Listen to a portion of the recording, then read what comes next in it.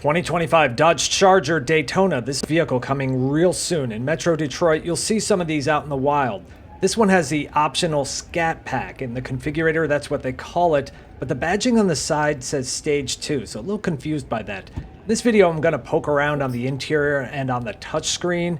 The ambient lighting is really nice. In a minute, I'll show you how you can change the colors.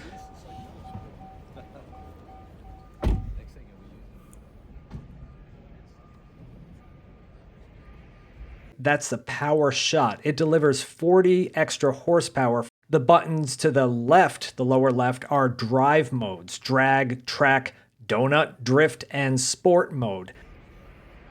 Now the paddles are to adjust regenerative braking levels. It does not do fake shifting. Look at the 12.3-inch Uconnect5 center display. Ambient lighting, I talked about that earlier, so let's play around with it. Go to yellow, pretty nice. And you can see the interior colors change. And Panther Pink, that's actually a Mopar color back from the 60s.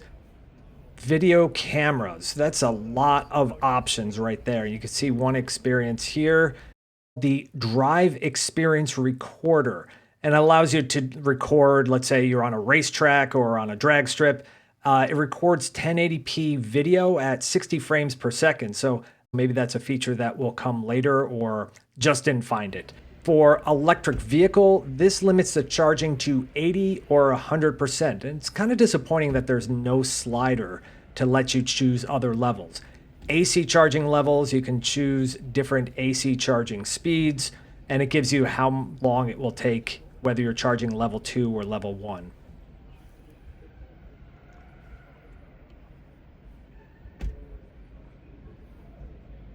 Driving history, this will show you the energy being discharged through driving or recharging through a plug. Now, since this vehicle only has 30 miles on it, there's no history.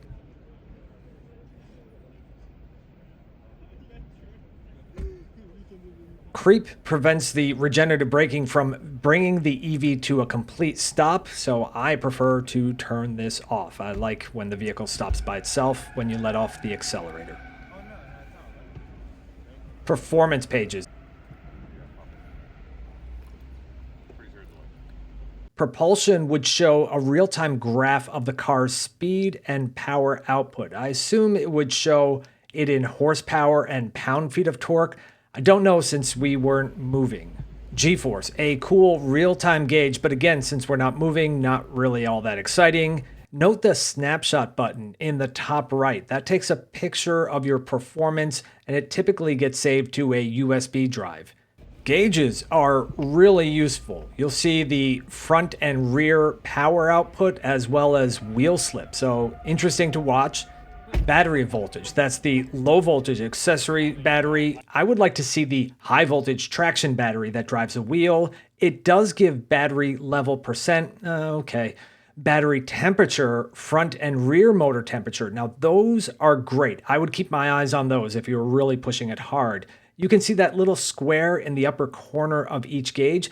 If you select that, it gives a larger detailed view, but just for that one measurement. If I had to choose one, it would be battery temperature if you're pushing the vehicle hard. Timers gives you a readout like the time slip you would get at a drag race. It's a nice detail, plus it records historical data as well. And once again, you can post that online afterwards if you want to brag to your friends. The numbers saved didn't make much sense, like 18.5 seconds for a quarter mile at 53 miles per hour. Yeah, I wouldn't read anything into that. This is a vehicle that's just been pushed around a lot and probably reset a number of times. There it is. Some fun stuff in a fun EV. I mean, I can only assume it's fun. I just sat in it, but I like the interior. The exterior is growing on me. This one with the Scat Pack starts at about $73,000. So I don't know. Tell me if you think that's too much. I think it's a reasonable amount, but not something they're going to sell a whole lot of, but maybe that's the point. A gasoline version powered by a twin-turbo inline-six will be coming sometime in 2025. And if you like this video, give it a thumbs up and consider subscribing. Thanks for watching.